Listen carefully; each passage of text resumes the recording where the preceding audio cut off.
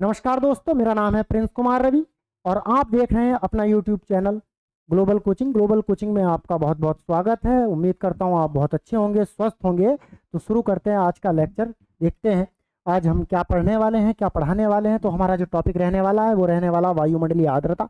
आज का थोड़ा सा टॉपिक टिपिकल हो सकता है, थोड़ा सा थ्योरेटिकल हो सकता है, क्योंकि एग्जाम की रिक्वायरमेंट के हिसाब से, एग्जाम की जो नीड्स इन प्रेजेंट समय में जो चल रही है, ये मान के चलिएगा थोड़ा सा कॉन्सेप्ट के साथ साथ, फैक्ट के साथ साथ, यूं कह लीजिएगा कि एक जमाना होता था जब पूरा का पूरा एग्जाम जीएस को लेकर के फैक्चुअल हो जाता था या फैक्ट आधारित क्वेश्चन होते थे। लेकिन आज के समय में जो ट्रेंड एग्जाम का चल रहा है वो कॉन्सेप्चुअल चल रहा है, कॉन्सेप्ट के साथ मिलाकर के फैक्ट क्वेश्चन पूछा जा रहा है। तो हमने भी इसी चीज को देखते हुए हमने जो सीरीज शुरू की है कॉन्सेप्ट विद फैक्ट वाली क्लास शुरू की है। यानी हमें हमारी जो क्लास होने वाली है, इस क्लास में आप लोगों को कॉन्सेप्ट भी मिलेगा और फैक्ट भी मिलेगा। दोनों तरीके से हम इस चीज को पढ़ाने का प्रयास करेंगे और उम्मीद करते हैं आप भी इस चीज को अच्छे से समझें, अच्छे से पढ़ाई करें। साथ ही साथ जैसे कि हमारा लेक्चर शुरू होता है तो आप कॉपी पेन लेकर के आप तैयार रहा करिए, क्योंकि चीज़ों को लिख करके, समझ करके, सुन करके उस चीज़ को नोट्स भी तैयार कीजिए। तो शुरू करते हैं आज का लेक्चर। जैसे कि यहाँ पर लिखा है वायुमंडलीय आर्द्रता। तो वायुमंडलीय आर्द्रता का क्या मतलब होता है, आर्द्रता हम क्यों पढ़ रहे हैं, ये वायुमंडल से संबंधित है तो हमें पढ़ना बहुत ज़्यादा ज़रूरी हो जाता है। ये एक क्लाइमेटोलॉजी का टॉपिक है। हमने कल शुरुआत करी थी नेक्स्ट क्लास में, सॉरी लास्ट क्लास में, तो उस पर ही चर्चा कर रहे हैं अभी हम। क्लाइमेटोलॉजी, इसमें पढ़ रहे हैं वायुमंडलीय आर्द्रता, एटमॉस्फेरिक ह्यूमिडिटी एंड प्रेसिपिटेशन। वायुमंडलीय आर्द्रता का प्रेसिपिटेशन से क्या संबंध है, यानी इसको हिंदी में कहते हैं वर्षण, यानी वर्षा जिस प्रक्रिया से होती है उसी को क्या कह रहे हैं, वर्षण कहते हैं। तो आर्द्रता का वर्षण से क्या संबंध है, तो देखते हैं। सबसे पहले देखते हैं कि आर्द्रता क्या होती है। अगर नॉर्मल एक आम व्यक्ति की सामान्य जागरूकता के हिसाब से अगर इस चीज को देखें तो आर्द्रता का मतलब होता है नमी। वायुमंडल में उपस्थित नमी को ही हम क्या कहते हैं, आर्द्रता कहते हैं। भूगोल की भाषा में देख लेते हैं।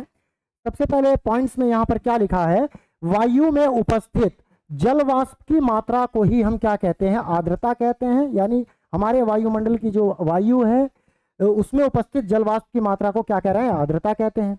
नेक्स्ट पॉइंट देखते हैं, वायुमंडल में जल वाष्प का अनुपात बदलता रहता है, यानी ये 0 से लेकर के 4% तक हो सकता है। हमने लास्ट क्लास में भी इस चीज को देखा था कि वायुमंडल में जलवाष्प का अनुपात जो है, जो रेशियो है, वो हमेशा चेंज होता रहता है, यानी स्थान परिवर्तन के हिसाब से ये परिवर्तन इसमें रहता है। हमने ये भी देखा था लास्ट क्लास में कि विषुवत रेखा की अगर हम बात करें तो विषुवत रेखा पर अधिकतम जलवाष्प पाई जाती है, यानी जलवाष्प का वहां पर अधिक अनुपात होता है, रेशियो होता है। लेकिन जैसे जैसे हम यहाँ से विषुवत रेखा से ध्रुवों की ओर जाते हैं या रेगिस्तानी क्षेत्र में जाते हैं, जैसे हमारे यहाँ थार का रेगिस्तान की बात कर लें, सहारा रेगिस्तान की बात कर लें, तो वहां पर शुष्कता होने के कारण, जल की कमी होने के कारण वहां पर वायु जो होती हो जाती है, शुष्क हो जाती है। और जब वायु शुष्क होगी तो वहां पर वायु में नमी कम होगी, आर्द्रता कम हो जाएगी, तो वहां पर जलवाष्प की मात्रा भी क्या हो जाएगी, कम हो जाएगी। तो नेक्स्ट देखते हैं। जल जो है, जल का ठोस, द्रव एवं गैस। जल की 3 अवस्थाएं होती हैं जो हम अपने नॉर्मल आजीवन में भी देखते हैं, जीवन प्रणाली में देखते हैं, या अपने वायुमंडल में भी देख रहे हैं, ठोस, द्रव और गैस। ये तीनों अवस्थाओं में रहता है। लेकिन जल की ये तीनों अवस्थाएं ही आपस में मिलकर के आर्द्रता का निर्धारण करती हैं। ये बहुत बड़ा इंपॉर्टेंट फैक्ट हो सकता है कि जल की जो तीनों अवस्थाएं हैं, ठोस, द्रव, गैस, ये आपस में मिलकर के आर्द्रता का निर्धारण करती हैं। कैसे निर्धारण करती हैं, क्योंकि जल की मात्रा पर ही डिपेंड करता है कि हमारे वायुमंडल में बनने वाला कोहरा, कोहरा पर इससे प्रभावित हो सकता है, निर्धारित हो सकता है कोहरा। कह सकते हैं कोहरे के बाद जो है ओस कैसे बनेगी, या वर्षण की स्थिति कैसे होगी। ये सारी चीजें इन्हीं पर डिपेंड करती है। धुआंसा कोहरा, धूम्र कोहरा, स्मॉग की बात करते हैं। ठीक। नेक्स्ट पॉइंट देख लेते हैं। जिस प्रक्रिया द्वारा जल वाष्प में परिवर्तित होती है, जिस प्रक्रिया द्वारा जल वाष्प में परिवर्तित होता है, उसे क्या कहते हैं, वाष्पीकरण कहते हैं। क्या कहते हैं भैया, वाष्पीकरण कहते हैं, यानी वेपराइजेशन कहते हैं।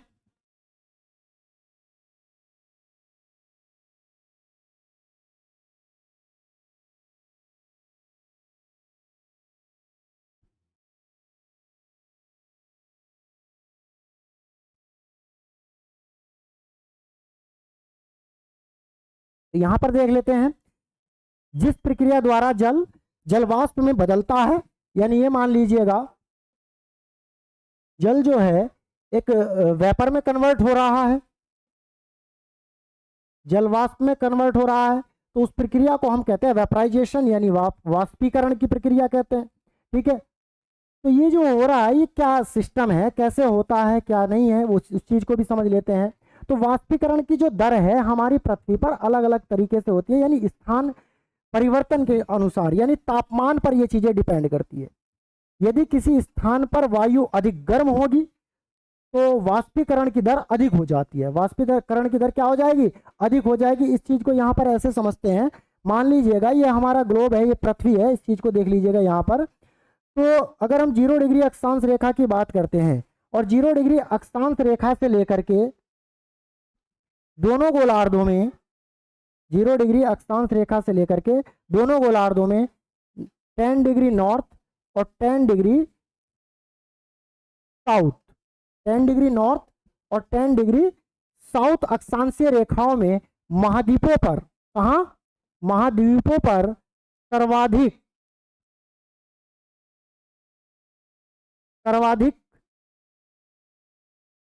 वाष्पीकरण होता है, यानी वाष्पीकरण की दर सर्वाधिक महाद्वीपों पर कहाँ है, वाष्पीकरण की दर जो है हमारे स्थलखंड पर या महाद्वीपों पर, दोनों गोलार्धों में 0 डिग्री से लेकर के 10 डिग्री उत्तरी अक्षांश और 10 डिग्री दक्षिणी अक्षांश पर सबसे अधिक वाष्पीकरण की दर होती है।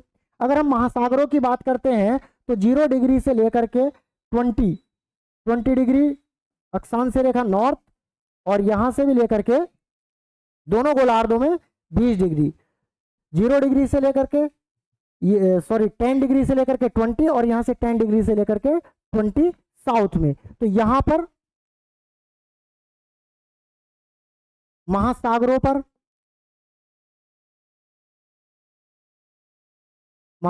पर वाष्पीकरण की दर सर्वाधिक होती है।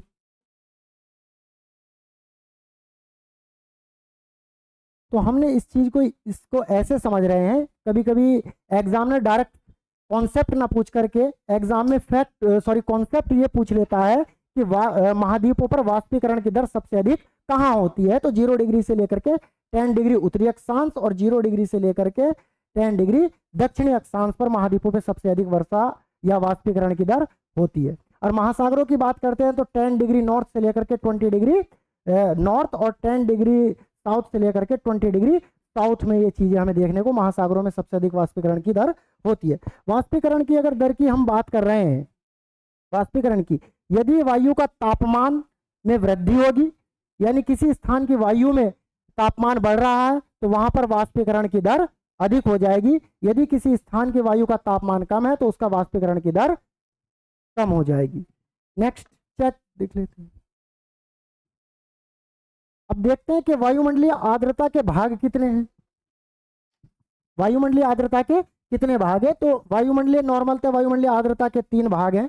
सबसे पहले निरपेक्ष आर्द्रता, दूसरे नंबर पर है विशिष्ट आर्द्रता, आगे देखेंगे हम इस चीज को, विशिष्ट आर्द्रता यानी स्पेसिफिक ह्यूमिडिटी, और तीसरे नंबर पर जो आती है वो है सापेक्षिक आर्द्रता यानी रिलेटिव ह्यूमिडिटी।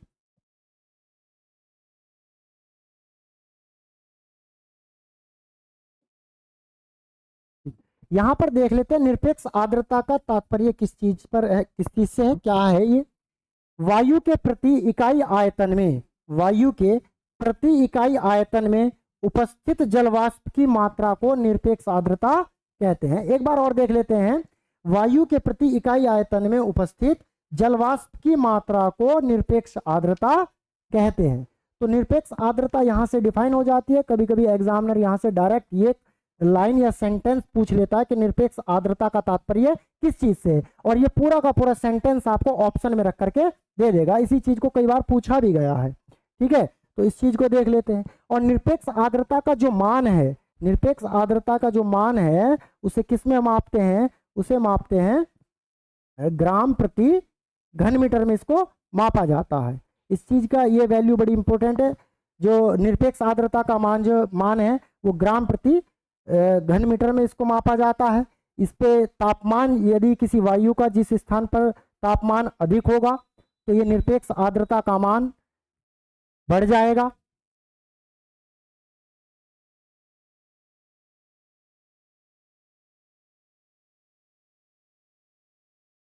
निरपेक्ष आर्द्रता का मान क्या हो जाएगा भाई, बढ़ जाएगा। हम देखते हैं कि निरपेक्ष आर्द्रता के मान में सबसे अधिक वृद्धि कहाँ होती है। ये मान लीजिएगा यदि किसी वायु का तापमान 30 डिग्री सेल्सियस है तो उस स्थान की निरपेक्ष आर्द्रता, निरपेक्ष आर्द्रता 30 डिग्री ग्राम घन मीटर होगी। ठीक है, ये चीज हमने यहां पर देखा, ये वैल्यू भी एग्जामिनर कभी कभी पूछ लेता है। एक चीज और, तापीय विषमता के आधार पर इसके मान में परिवर्तन होता है। तापीय विषमता के आधार पर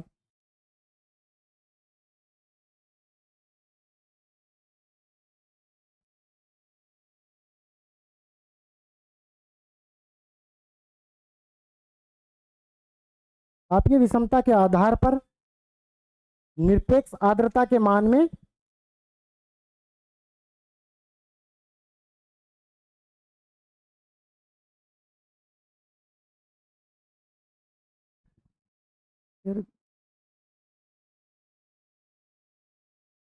परिवर्तन होता है।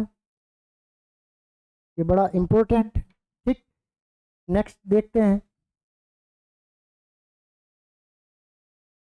चेक करते हैं नंबर 2 पर विशिष्ट आर्द्रता यानी स्पेसिफिक ह्यूमिडिटी।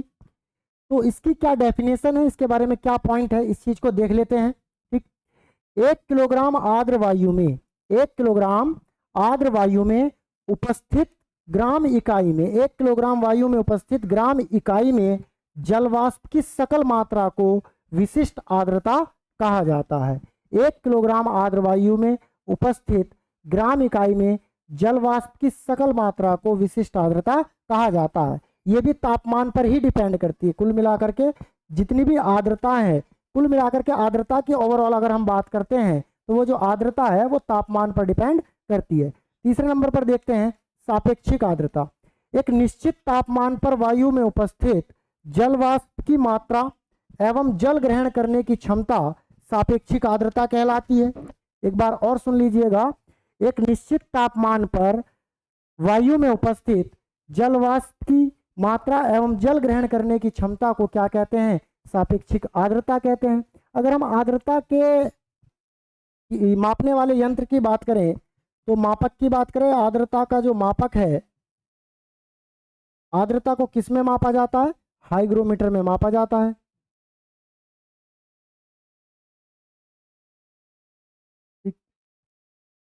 आर्द्रता का मापक किसमें मापन किसमें होता है, हाइग्रोमीटर में होता है।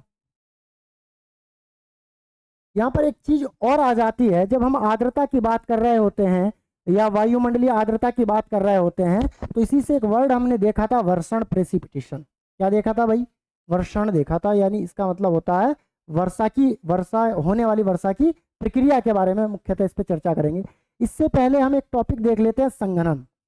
संघनन क्या चीज है, यहाँ पर ये देख लेते हैं कि संघनन क्या है, यानी कंडेंसेशन। इसकी एक कैसी प्रक्रिया है, मौसम से संबंधित या जलवायु से संबंधित इसका क्या प्रभाव पड़ता है।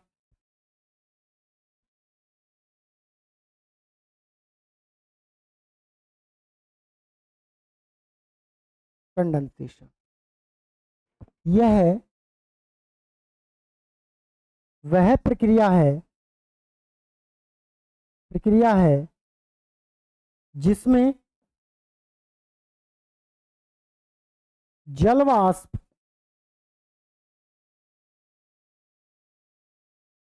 पुनः जल बूंदों के रूप में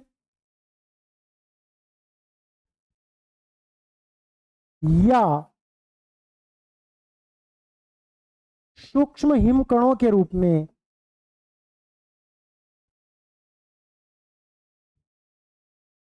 परिवर्तित होती है।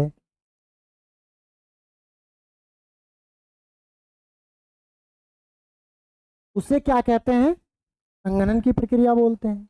अगर हम इसे शॉर्ट में देखें यदि कोई जल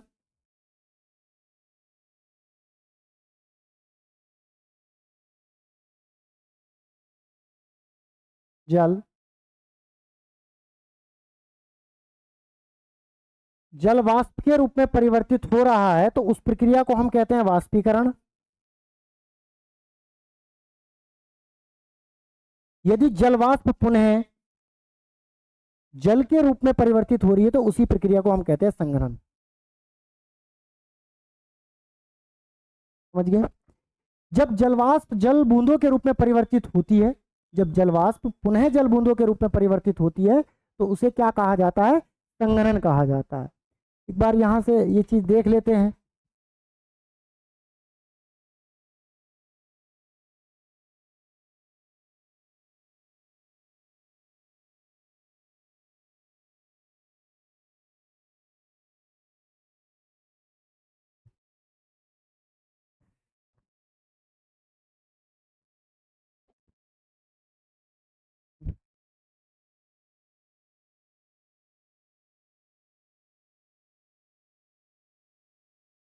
संघनन की जो प्रक्रिया है, इसका मतलब ये हुआ संघनन की प्रक्रिया वर्षण के लिए बहुत आवश्यक होती है। वर्षण के लिए आवश्यक होती है। देखते हैं। अच्छा, ये देख लेते हैं कि संघनन होता कैसे है। जब वायु में उपस्थित सूक्ष्म कण एक आर्द्रताग्राही नाभिक का कार्य करते हैं। कहने का मतलब जिनको हम एरोसोल कहते हैं।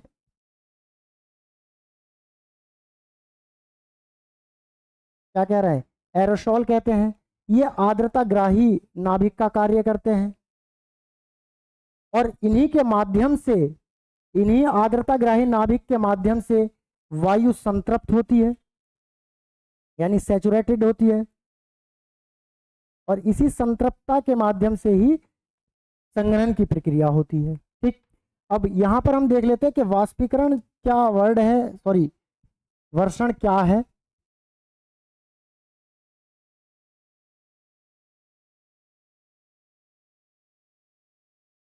वर्षण, प्रेसिपिटेशन, इसे समझ लेते हैं। मूलतः जब संघनन की प्रक्रिया में जल बूंदों के रूप में पृथ्वी के गुरुत्वाकर्षण के कारण ऊपर से पृथ्वी की ओर जल बूंदों के रूप में आता है तो वर्षा होती है, और मूल रूप से इसी प्रक्रिया को क्या कहते हैं? वर्षण कहते हैं। कई बार जल बूंदों के साथ साथ कुछ हिम के कण भी आते हैं जिसे हम कहते हैं हिम वर्षा, और कुल मिलाकर के जल और हिम के कण जब साथ के साथ दोनों एक साथ पृथ्वी पर आते हैं तो उसी को कहा जाता है हिम वर्षा कहा जाता है। तो वर्षण की प्रक्रिया कैसे होती है? मान लीजिएगा संघनन की प्रक्रिया में जब 0 डिग्री सेल्सियस पर संघनन की प्रक्रिया होती है, 0 डिग्री सेल्सियस पर संघनन की प्रक्रिया होती है तो जल बूंदों का निर्माण होता है। 0 डिग्री सेल्सियस या इससे अधिक तापमान पर तो जल बूंदों का निर्माण होता है, और यदि 0 डिग्री सेल्सियस से कम तापमान पर यह प्रक्रिया होती है तो हिम वर्षा का निर्माण होता है, या हिम वर्षा की उत्पत्ति होती है, हिम वर्षा होती है। तो ये दोनों पॉइंट्स यहाँ पर देख सकते हैं आप। 0 डिग्री सेल्सियस या उससे अधिक तापमान पर जब संघनन की प्रक्रिया होगी तो जल बूंदों के रूप में वर्षा होगी, यानी जल वर्षा होगी। ठीक। और यदि वायुमंडल में 0 डिग्री सेल्सियस से कम तापमान रहेगा तो हिम वर्षा होगी, यानी एक ओले की तरह या सहिम वर्षा यहां पर होगी।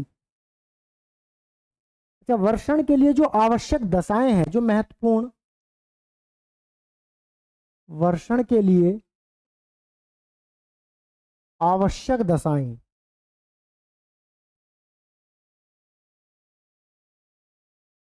जो फेवरेबल कंडीशन है जो वर्षण के लिए उत्तरदायी होती है, वो कौन कौन सी ऐसी दशाएं हैं जो वर्षण के लिए बहुत ज्यादा उत्तरदायी हैं? तो सबसे पहले जो इंपॉर्टेंट है वाष्पीकरण, बहुत इंपॉर्टेंट रोल प्ले करता है वाष्पीकरण। यदि वाष्पीकरण नहीं होगा तो वर्षण की प्रक्रिया नहीं होगी। इसके बाद हम कहते हैं वायु का आरोहण, आरोहण,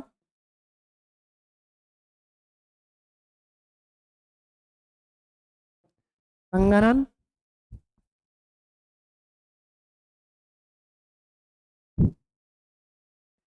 आर्द्रता ग्राही नाभिक की उपस्थिति,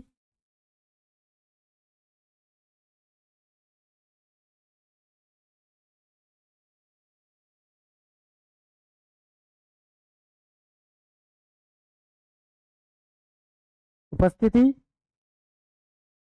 जलवाष्प, जब तक ये इतनी कंडीशन एक साथ हमारे वायुमंडल में अप्लाई नहीं होंगी तो वर्षा की प्रक्रिया या वर्षण की प्रक्रिया यहाँ पर नहीं होगी। तो आई होप आज का लेक्चर आपको बहुत अच्छे से समझ में आया होगा। उम्मीद करते हैं कि आपने इस चीज़ को नोट भी किया होगा। ठीक है, एक और चीज़ मैं आपको यहाँ पर बताने वाला हूँ। जैसे ही हमारी एक क्लास शुरू की है, हमने एक सीरीज शुरू की है कॉन्सेप्ट विद फैक्ट वाली क्लास, इसी के साथ साथ कल या नेक्स्ट डे से हम जो है जीएस की एक प्रैक्टिस क्लास शुरू करने जा रहे हैं, जिसमें आपको day by day latest question पर आधारित सीरीज मिलेगी। फैक्चुअल भी होंगे, कॉन्सेप्चुअल भी होंगे। वहाँ पर आपको 25 से 30 क्वेश्चन की जो सीरीज होने वाली है, उस चीज़ को हम बहुत जल्द जीएस की लेकर के आ रहे हैं। और बहुत जल्द आपको इस चैनल पर मैथ की, रीजनिंग की, इंग्लिश की, हिंदी की जो भी आवश्यक क्लासेस हो सकती हैं, वो सारी की सारी क्लासेस बहुत जल्द आपको मिलने वाली हैं। तो थैंक यू।